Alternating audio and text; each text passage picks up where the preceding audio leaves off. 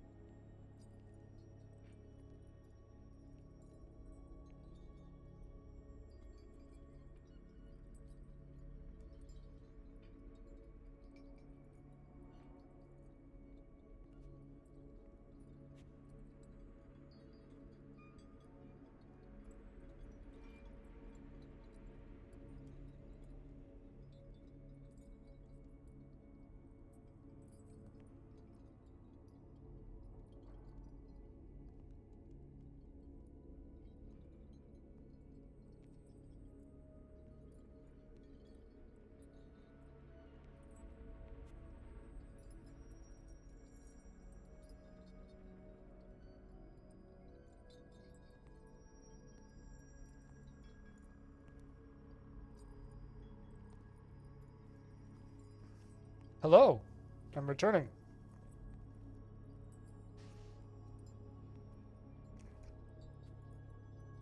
It appears we have moved into a new age. Also, we ran out of booze.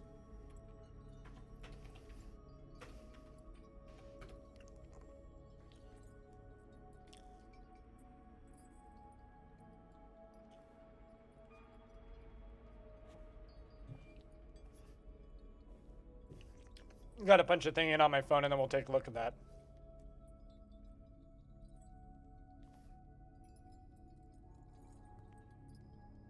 It's interesting that that doesn't pause the game. Yeah, dog's gotta hear something that I don't hear, because she's just like randomly barking.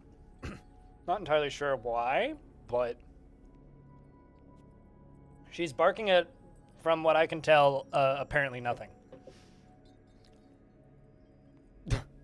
I mean, we had like 100 boos when I left. No! In my defense. No! We did have tons of booze when I left.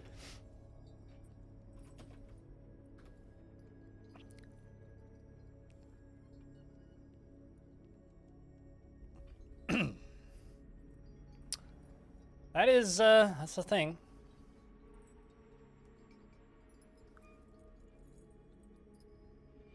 That is indeed a thing.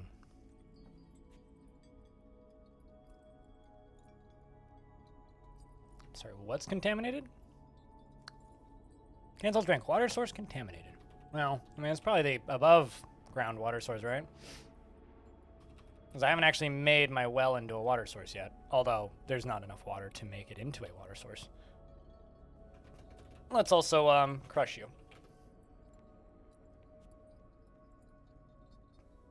So that dwarf stops bringing us bad vibes, which it currently is.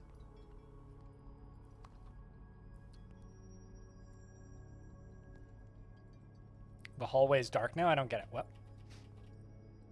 What do you mean the hallway's dark? All right, well, DF calendar wiki.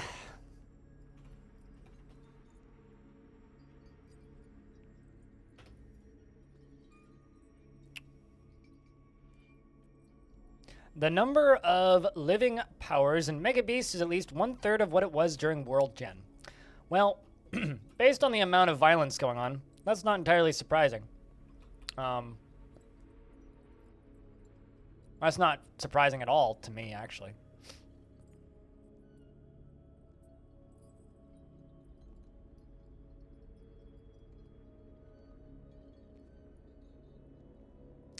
It's not even remotely surprising. Also, the dog doesn't seem particularly interested in eating her food, and because she eats raw food, I have to put it in the fridge. I'll be back in 2 seconds, I swear.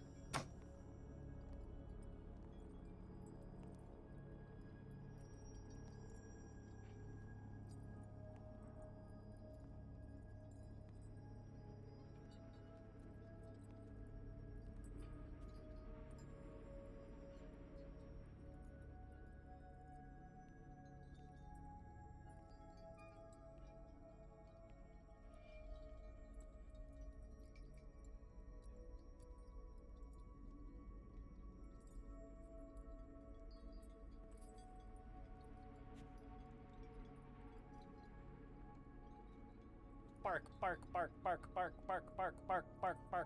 All burnt out? Yeah, that sucks, man. That sucks. Been there, done that, got the t-shirt. That's never fun. That's actually part of the reason I use so many LEDs now. I'm just gonna make 150 barrels. Let's just do that. Look at all of the stone that's gone now. I know it may sound like that, but I swear, Stone, I'm not talking about you.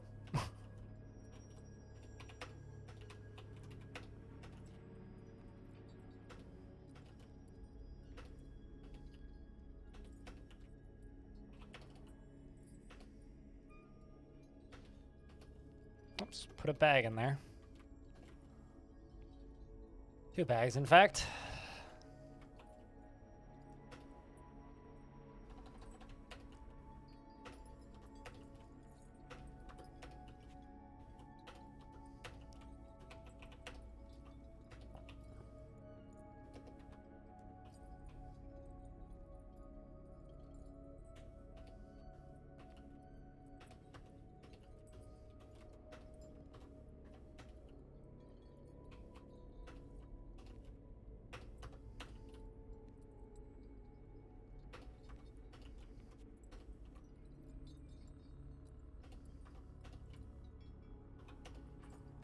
Got a long way to go with all this, but we'll get there.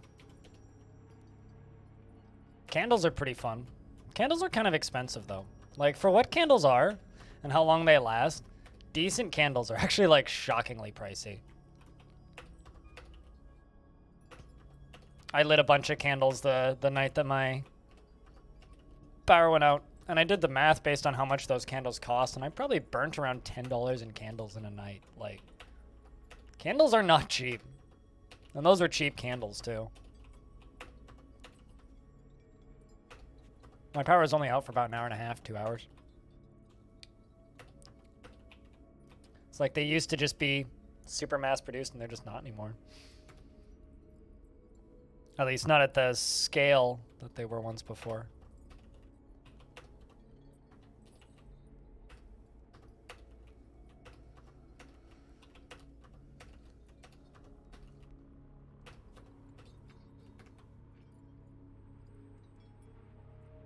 This is something I will always find super satisfying, is just all the dwarves coming flying down with all the things that I told them to go build. An Errol, a child, withdraws from society. I actually get it. Little kid, strange mood. Claims a craft store shop, of course.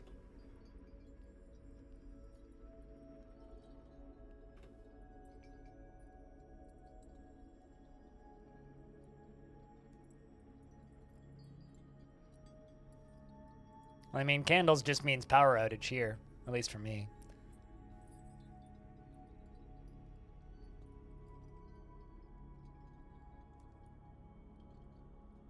Oh no. Aw, are you gonna take it to wildlife rescue, or what are you gonna do? I mean, if it fell from its nest, depending on the kind of bird that it is, they might be intentionally pushing them out of the nest. Birds are one of those things where it's like, even if they look like they need help, I generally just kind of leave them alone because it's hard to tell whether or not mom's intending to do that or not. It's like you could actually do more damage by handling them. But I don't know.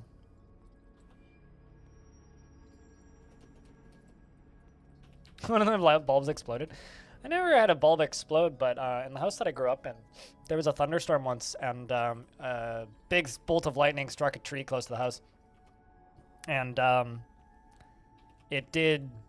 it was dramatic enough that little bits of static electricity shot from one light bulb to another. It was terrifying. I mean, I don't know. I don't know if I want to know about this unless you're planning on taking it to wildlife rescue. I don't want to. I don't want to know what you're doing with baby birds because, like I said, baby birds are one of those things that you really shouldn't touch because touching them is often a death sentence for them, especially putting them back in the nest.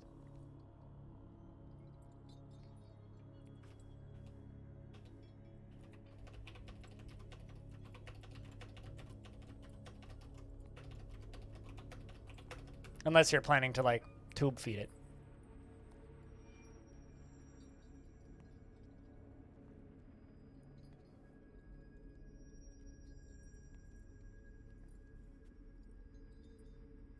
It's because mother birds are pretty brutal. Once they've been touched by another creature, they basically just consider them done. A chicken bone shield? Man! Erel, the dwarven child, has created Rithotech. A chicken bone shield, and claims it as an heirloom in the name of the family ancestor Lycott Craftstoked. Well, isn't that awesome? This is a chicken bone shield. All craft worship is of the highest quality. It is encrusted with baguette cut morans and encircled with bands of chicken bone.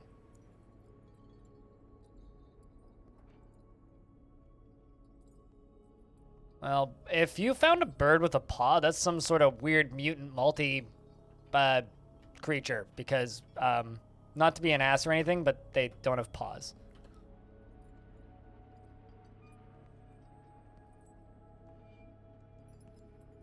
I mean, we're gonna keep that artifact. That's a cool one. Yeah, birds have legs, not paws. But I don't know. I don't want to know, man. I'll put it that way. I hope you're able to take care of it.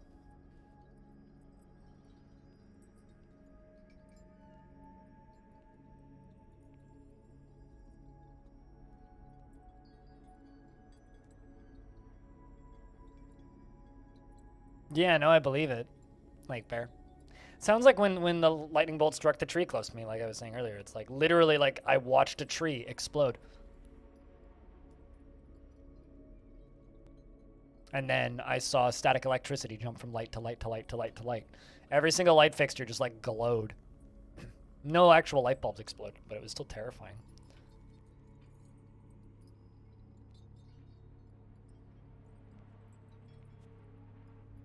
Sometimes, Freeways, it's not your fault. I care about animals more than I let on, and hearing about stuff like that just hurts, so I don't want to know.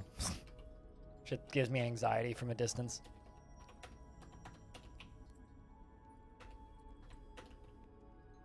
But the only advice I have is take it to wildlife rescue. But if you don't have that in your area, then I have no idea. Here, I'd just call SPCA or Wildlife Rescue and take them to one of those. But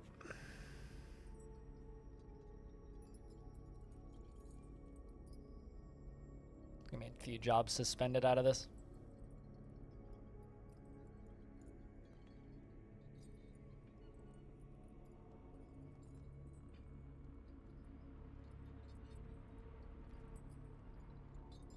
Yeah, that's wild. An exploding light bulb seems kind of dangerous.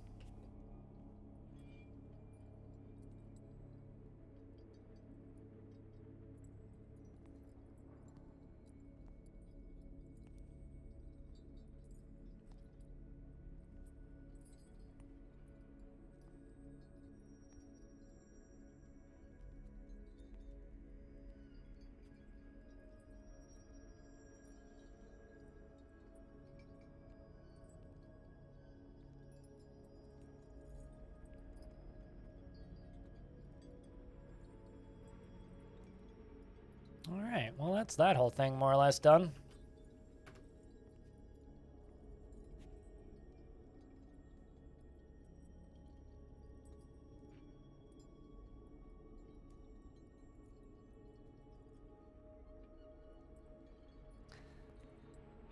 It's kind of funny how low the population is down in the tavern versus how many dwarves are up in the guild halls. I find that very funny. Almost every dwarf except for the children have beds, which is good. I'm gonna just team up with Evil Trick because I've never played Avorion before. So I think me setting off on my own would probably be a bad idea. Also, I'm not really into PvP, like in the slightest, so.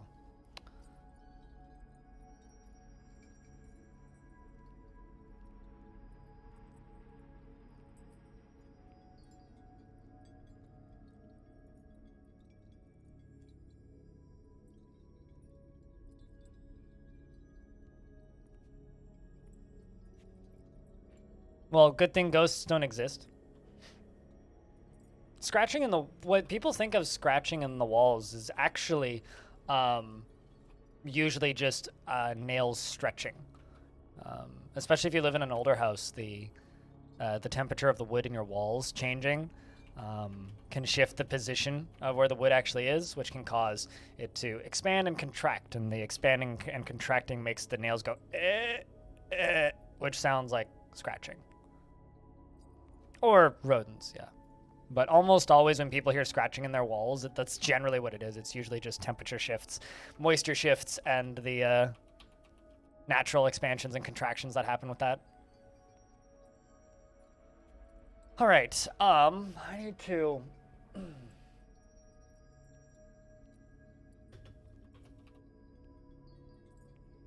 I don't know, and this is coming from somebody who loves listening to podcasts about ghosts. Like, ghosts don't fucking exist, come on.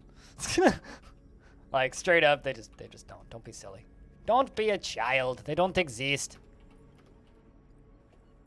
There's literally no reason to, like, make yourself unreasonably nervous for no wise reason. Like, there's no value in that.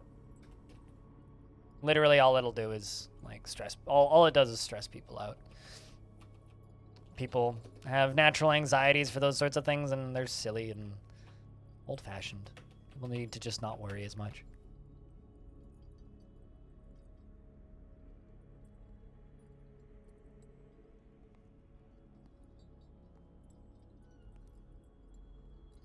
Some of the drywall screws are coming out of the wall. That sounds fun.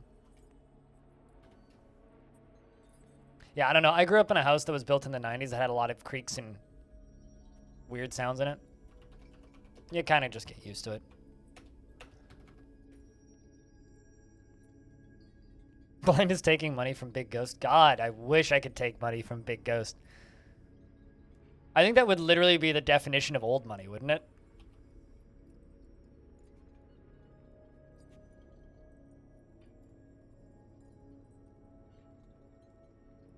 Although, why would Big Ghost want...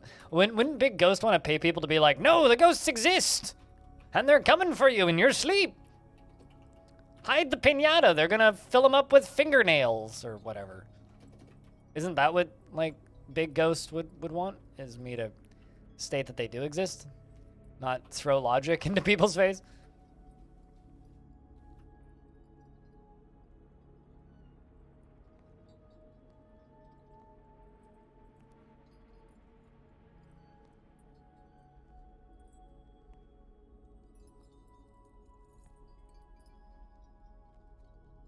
Why? Because busted makes me feel good, V-Man? 1 V-Man, 2 V-Man, 3 V-Man, 4. Okay, hold on a second. Bustin'. Ah, there you go. I did it. Something, something, bustin'.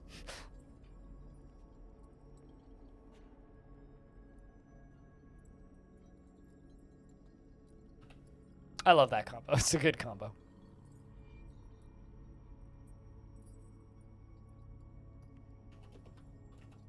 Is there a reason we haven't thrown out... oh, actually, I know why. Holly, you don't need to bark at the thing that you can't see.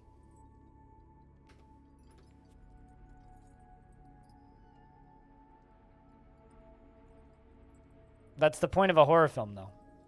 Horror films are designed to creep you out and scare you and startle you. So naturally, fear would be worse after watching a horror film. I know, I love horror films, but they don't have that effect on me.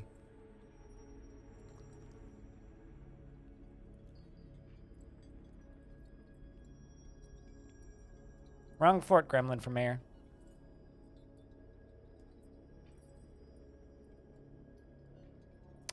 Barking makes dog feel good, that's for sure.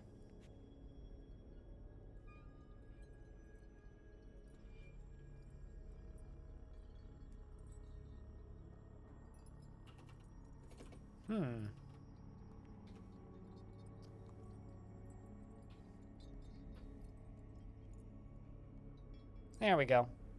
Got Dwarves melting metal objects again.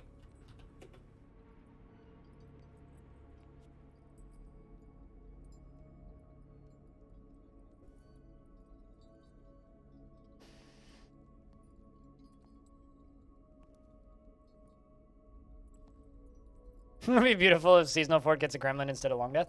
We don't even have contact with elves, so I don't know. I don't know if that's super likely. It would be great, though. It would actually be great if the Seasonal Fort achieved anything that Long Death was trying to achieve that Long Death couldn't achieve. Any of that would be funny.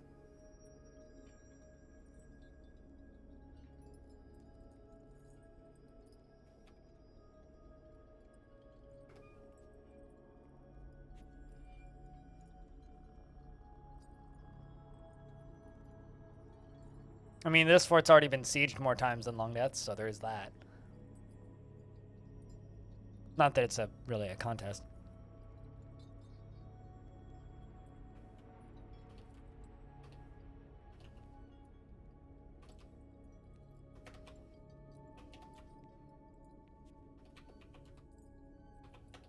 I don't know what I'm going to put down here, but I got to put something over here.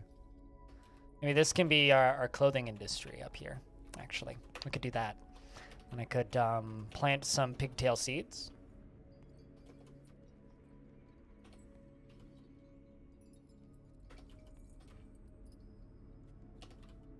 I could get pigtails going, or I could just, like, commit to other materials. Dog's been acting a little strange the past day because my dad was over here yesterday, and now she's spent most of today, like, looking for Dad, going like, where's Dad? Like, all of yesterday evening, she was, like, shaking with anxiety and stress because she's just like, there was other family member here, where'd they go? Kind of thing. And looking at me very untrustworthy, with very untrustworthy puppy eyes, like, what'd you do to him, kind of thing. So she's nervous. This dog is a bit of a drama queen, if you hadn't figured it out by this point, chat. She likes to pretend that everything is the end of the world.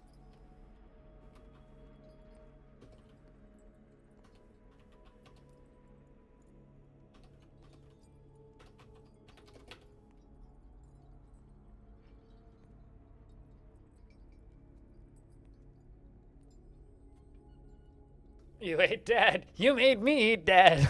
Kind of thing.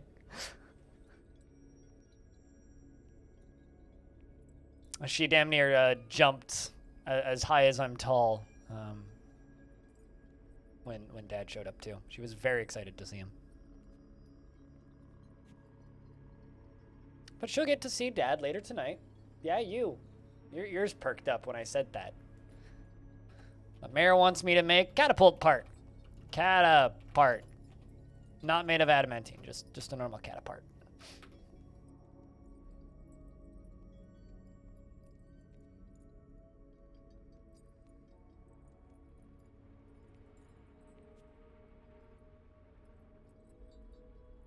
I always forget about in-game Asylum. I used to watch him quite a bit. Nice. Then you use his emotes every so often, and I was like, oh right, yeah, that dude exists.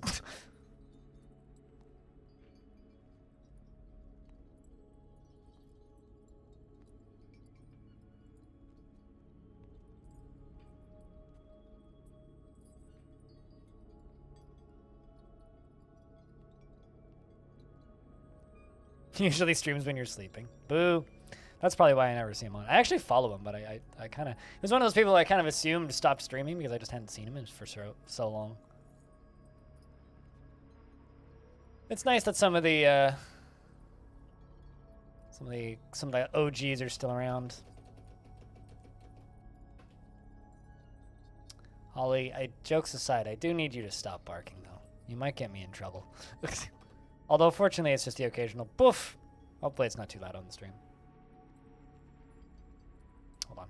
Let me acquire ball. Holly. Holly.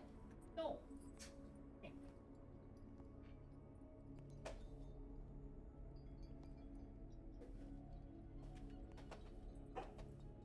I don't even know what she's barking at. I think she might be barking just like at the wind blowing in the bush outside.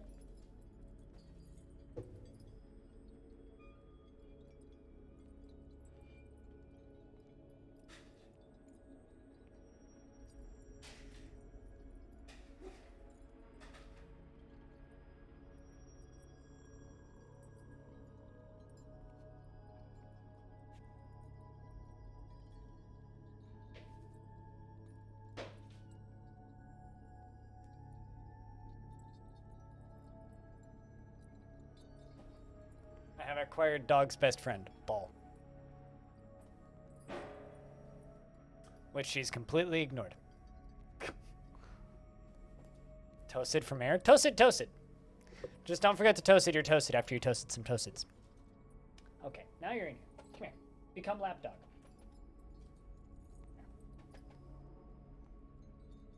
Okay, I have acquired a lappy doodle.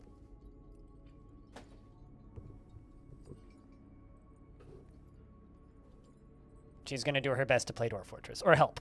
Anyway. She's still looking in the general direction of whatever the sound was that she was barking at. And look at those ears. She's listening to something. It's probably like my neighbor's dog that she hears. Which would be bad if she's just going to bark at that all day.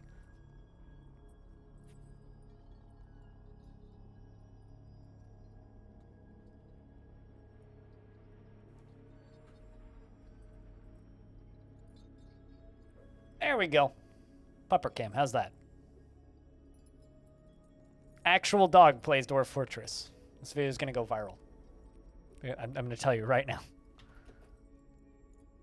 All right, we need to pigtail some fabric. I need Farmer's Workshop. It's W. Let's make 1, 2. What are you whimpering about? She is cute. She can also be a very loud animal if she feels the need.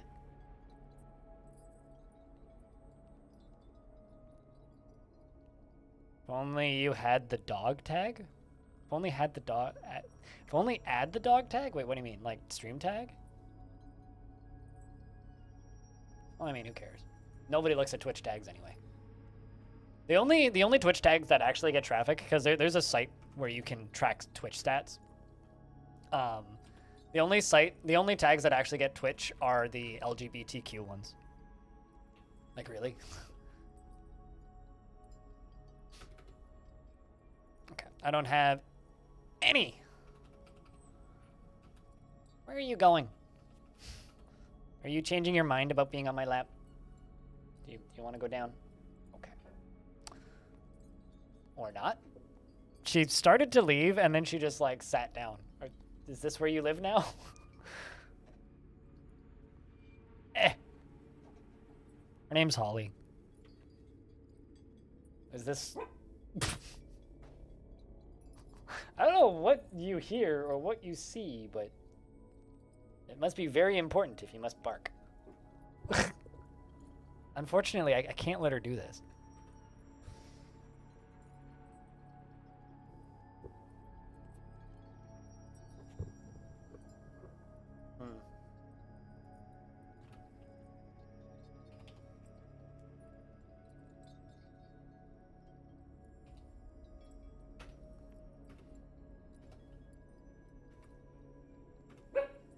Holly, shh. Shh. You can't bark. You have to be quiet. If you want to stay here, you have to be quiet. You've behaved yourself so well the time you've been here. Until today. I don't know what's come over you today.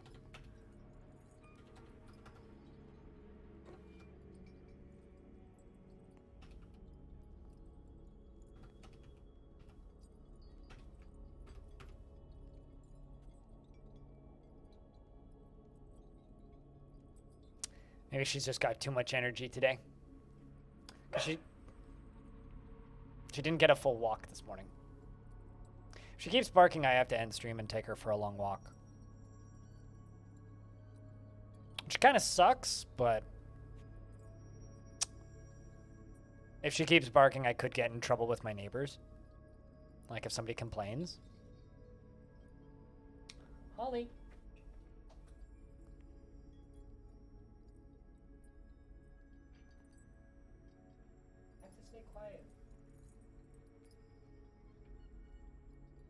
So good the past week.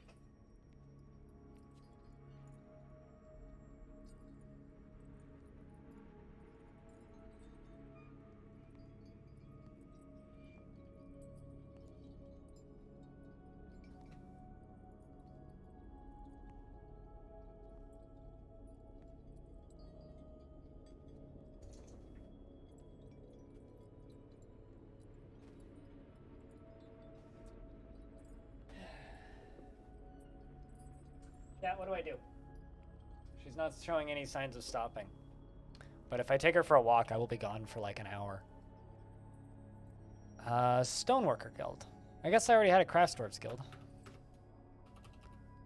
Did I actually build a Stoneworker Guild? I think I did, didn't I?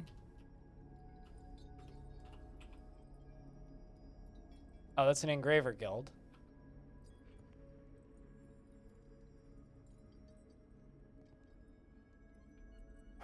I can't afford it though. How's today been, money-wise?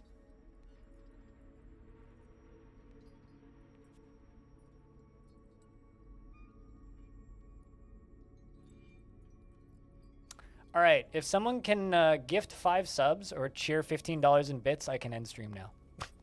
And take the dog for a walk. Otherwise, I have to deal with this. Or tip 15 bucks. Then I can just take dog for a walk. Because I can't afford to. Dog.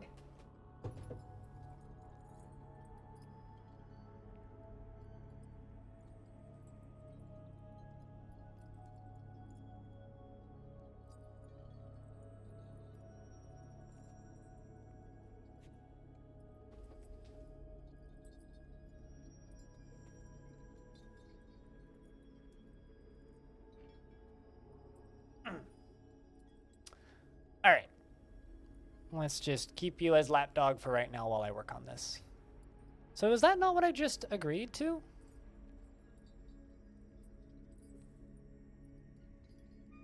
Did anybody see what that was? Did it say it was a Stoneworkers Guild? Because I already have a Stoneworkers Guild.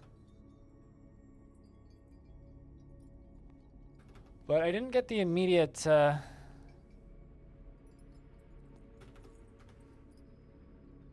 got shit tons of engravers, obviously. Mason, Mason, Mason, Mason, Mason. Because Stoneworkers is Mason. Already got that. Yeah, I don't know. It's bizarre. That is bizarre. But yeah, no, unfortunately I can't afford to end stream right now. I have to keep streaming for another few hours. So Holly, you're gonna have to behave, okay? You're going to have to behave.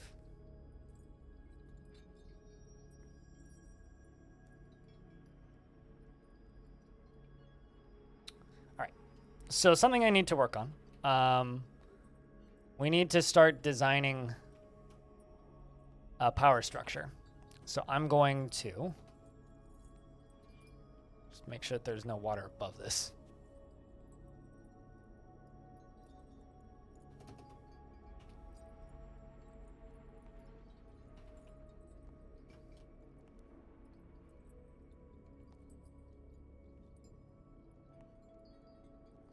There we go. So you go to right there.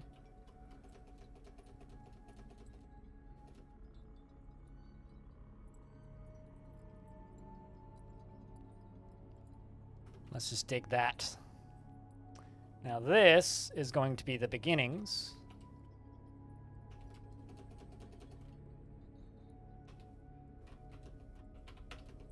of a defense or of a power source. This is going to be how we are going to. Well, actually, no. I'm screwing. Did I screw this up? No, I certainly did. You go away. And then you're gonna run all the way along here, all the way to there, down to here, and then all the way over to there. And this can come over here. Go over to there. Then I could do ramp up, but let's do downstair and upstair. Perfect. So this is going to be the beginnings of a power supply, which is what we are going to use to power pump stacks, because I got to pump water out of here and up to the surface. Although I'm not going to need anywhere near this much power. This is going to be way too much power, but that's fine.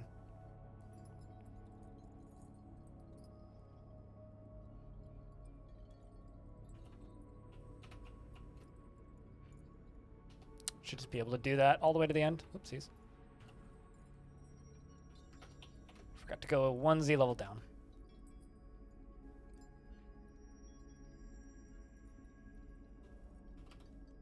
Yeah, if I wasn't in an apartment, it would be fine. I could just let her park, but living in an apartment, unfortunately, you have some things that you have to do to make sure that your animals behave, and for me, it's I have to make sure that she's quiet or reasonably volumed.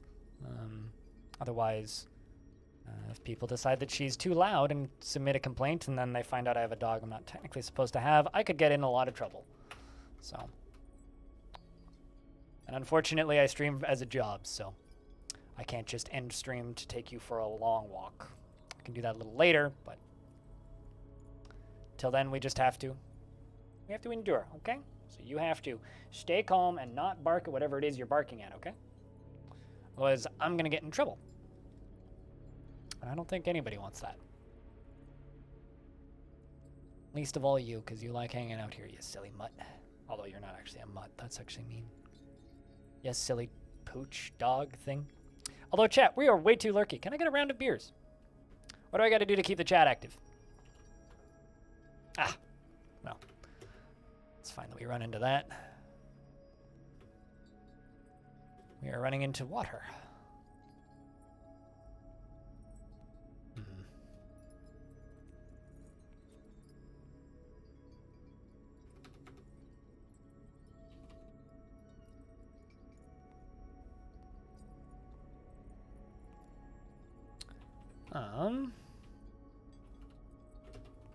Let's fill that back in. And mine that out.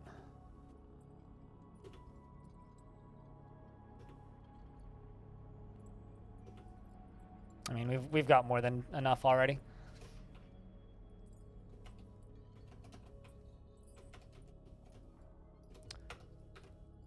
You're playing Kerbal? It doesn't matter to me. I'm just trying to keep the chat active. Doesn't matter to me what you're playing.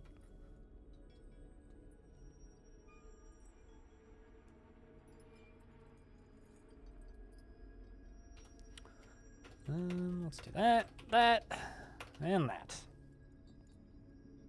Wait for the dwarves to dig down. And then we will go to the edge of the map. From down there. We got more than enough space for power already. More than enough space.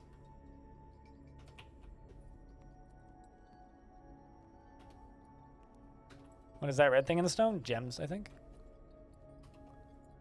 Yeah, that's gems. Those are cherry opals, I think. Cherry opal clusters, yes. So they're like a cherry red gem.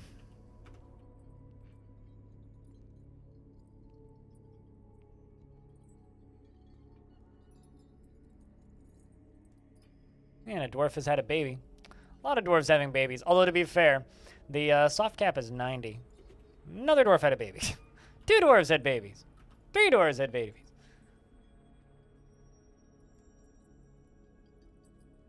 But yeah, we're going to flow water along this, and this is going to be our power.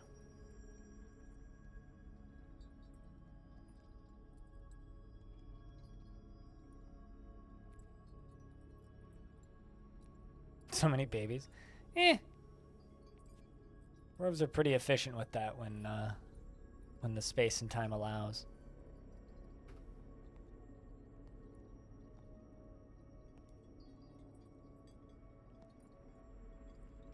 Yeah, this is going to have water flowing along it. Although I'm going to take my time with this.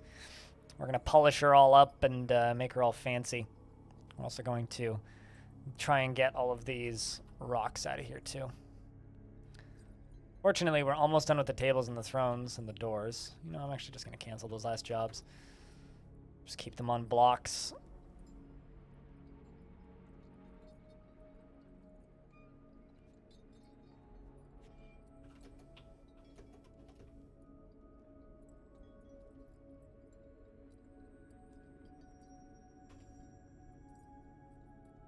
Can cancel all of that smoothing though.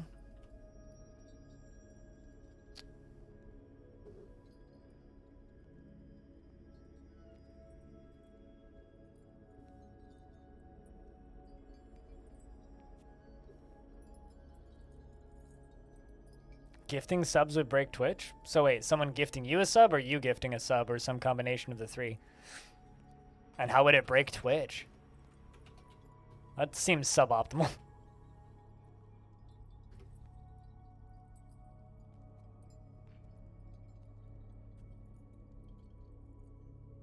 What does that mean? Freeways. This isn't Long Death, if that's what you're asking. This is Reign of Terror. This is my September, October fort. We'll be playing Long Death again on Tuesday. And yes, your dwarf is still alive in Long Death.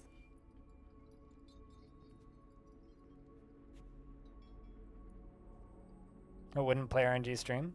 That seems weird. You're the first person who said anything of the sort. That sucks. How's this fort going? Well, I mean, it's still very new. We have 82 dwarves. We had... Oh, that's your problem. Don't use the Twitch app. Literally, like, that will fix all of your problems with Twitch if you have issues with Twitch, is don't use the Twitch app. Okay, maybe not all of your problems, but a large number of your problems. All right, so the dog decided to lie down. I'm going to lose feeling in my hand the way she's got it. But she's lying down. This is a problem.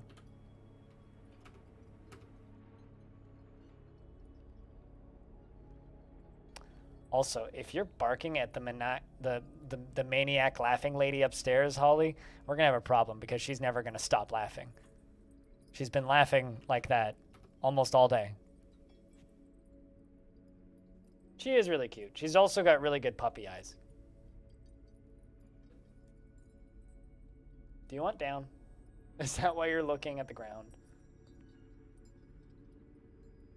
Do you? Do you not?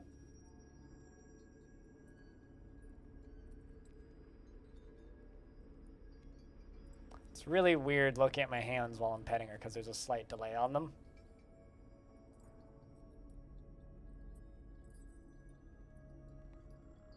It's like what I'm doing doesn't match up with what I'm seeing. It's very strange.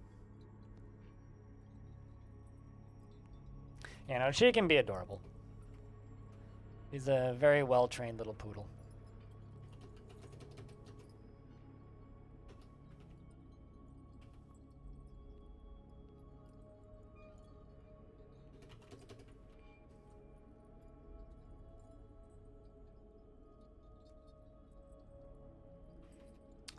let's put a quartzite raising bridge there.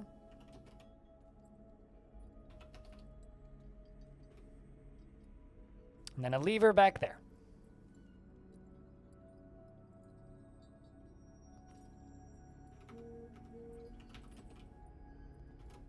My phone is vibrating and it's probably my mom.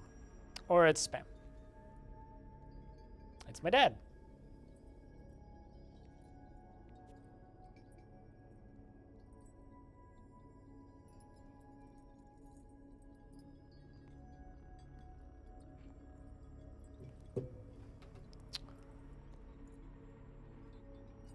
Certainly not relevant to the stream, though. It was a review of a beer that I gave my mom yesterday. What, Crypt Happy? Crypt Happy's relatively popular, I think. Chat, what's your favorite emote that I have now? Because I've added a bunch of new ones over the past, like, 2 months. I don't know how that is comfortable, dog. She's, like, resting. Okay, must not have been comfortable because now you're just, like, leaving. All right, do me a favor. No barking at whatever you were barking at, okay? She actually sneezed last night when I was getting ready for bed and I was reading and lying in bed. She sneezed and her head snapped down when she sneezed. Like she went, huff, and like went down. And she like smacked her jaw on my knee, hit my funny bone, and then yipped really loudly. Like she hurt herself sneezing on my knee. It was kind of adorable, but also like kind of like, oh no.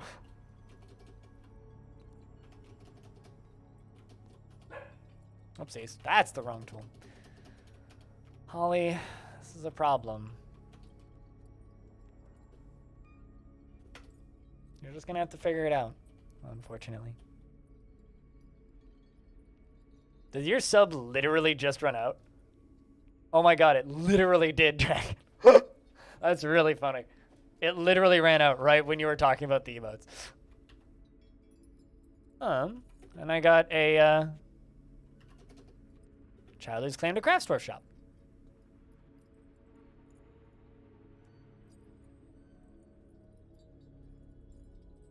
Yeah, Holly, that's apartment living. You're gonna hear neighbors above you.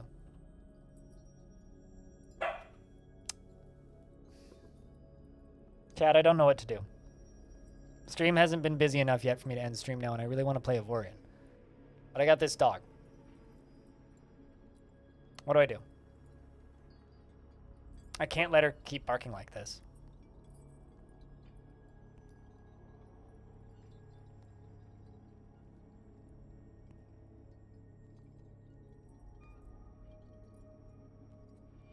I mean, do you want me to take an hour-long break for me to take a long enough walk for her to go to sleep? That's too long of a break, my dude. I guess I'll end stream. All right, well, this has been a fun stream. We've made some good progress. I wanted to make more progress, but the dog won't let me, unfortunately. That second circular room up here is going to become a more block storage. We fought off all the stuff and did all the stuff that we could. And we've started our farming industry. But that's it for today. I have to take this dog out for a long walk so that when I come back, she falls asleep and doesn't bark at the neighbors above me.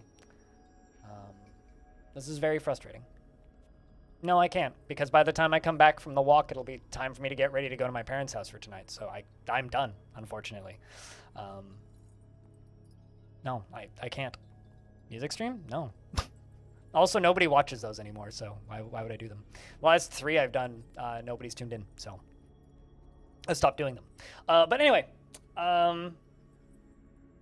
yeah, I'm just gonna call it because dog won't let me. But Evil Trick is streaming, and he's playing Avorion on the sub server. Maybe I'll pop onto the server with him later tonight and just play with him. Like, see what I mean? I have to take her out. But I won't have the dog for a few days because she goes back to my parents' house tonight for a little bit.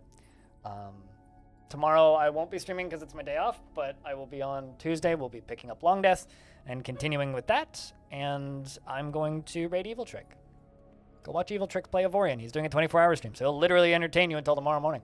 Take care of yourselves. Say something nice to somebody, and Pray the dog is quieter the next time she's here. Otherwise, I won't be able to keep her for very long, unfortunately. You guys have a good night. Thanks for watching. Bye.